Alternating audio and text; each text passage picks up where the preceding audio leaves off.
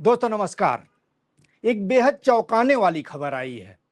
मोदी सरकार ने 12 अरब डॉलर यानी तकरीबन 1 लाख करोड़ रुपए का देश का सोना बेच दिया है।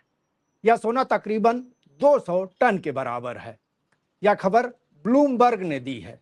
रिपोर्ट के मुताबिक आरबीआई ने इसी 22 मई के आसपास 2 सप्ताह के भीतर ये काम किया है। बदले में सरकार ने $7.5 बिलियन यानी तकरीबन 64,000 करोड़ रुपए की फॉरेन करेंसी में वस्तुएं खरीदी हैं। ब्लूमबर्ग के भारतीय प्रतिनिधि अभिषेक गुप्ता ने बताया कि आरबीआई ने इसकी पुष्टि नहीं की है, लेकिन उसके डाटा इसकी पोल खोल देते हैं। इसके पहले 1991 में देश में जब भीषण आर्थिक संकट आया था, तब चंद्रशेखर की सरकार ने 46.8 टन सोना बैंक ऑफ इंग्लैंड के पास गिरवी रखा था। ध्यान रखिएगा, गिरवी रखा था।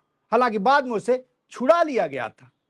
यहां इस बात पर गौर किया जाना चाहिए, उसने सोना बेचा नहीं था, बल्कि उसे गिरवी रखा था और फिर देश ने वापस ले लिया था। लेकिन यह पहली बार देश में हो रहा है और यह अपने तरह की पहली सरकार है जिसने सोना बेचा है। हालांकि इसके पीछे ईरान युद्ध से पैदा हुए तेल संकट को प्रमुख वजह के तौर पर देखा जा रहा है। दरअसल इस बीच विदेशी मुद्रा यानी फॉरेक्स पर दबाव बढ़ता गया था और आयात के निर्यात के मुकाबले ज्यादा होने से विदेशी मुद्रा का संकट भी पैदा हो रहा था। हालांकि कहा जा रहा है कि विदेशी मुद्रा भंडार में अभी भी इतना डॉलर की मात्रा है कि अगले 11 महीनों तक आयात की जरूरत को पूरा किया जा सकता है। यह तकरीबन 681 अरब डॉलर यानी 58 लाख करोड़ के आसपास है। अगर ऐसी बात है तो फिर सरकार को सोना क्यों बेचना पड़ा, यह सबसे बड़ा सवाल है और इसको लेकर कई तरह के सवाल उठाए जा रहे हैं।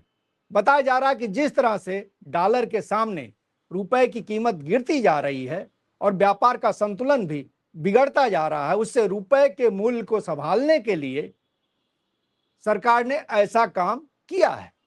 इसको दूसरे रूप में सरल शब्दों में कहा जा सकता है कि सोना बेचा और डॉलर रुपए का बैलेंस ठीक किया।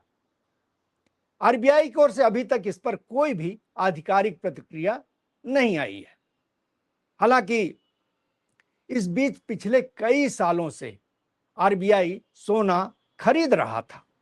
2025-26 में भारत ने बहुत सोना वापस लाकर देश में रखा था। दुनिया के तमाम देश भी इस काम को कर रहे हैं।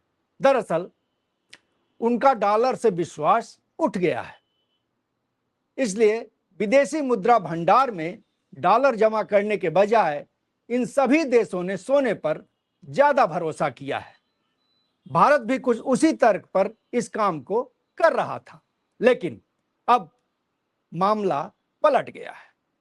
आपको बता दें कि सोना अब भारत के कुल विदेशी भंडार का तकरीबन 16 से 17% का हिस्सा बना चुका है।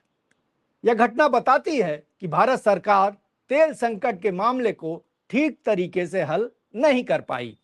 यह तब हुआ जब उसके पास रूस जैसा विकल्प मौजूद था और खुद ईरान भी लगातार तेल सप्लाई करने के लिए तैयार था। लेकिन भला मोदी जी ट्रंप की इच्छा के खिलाफ कैसे जा सकते हैं।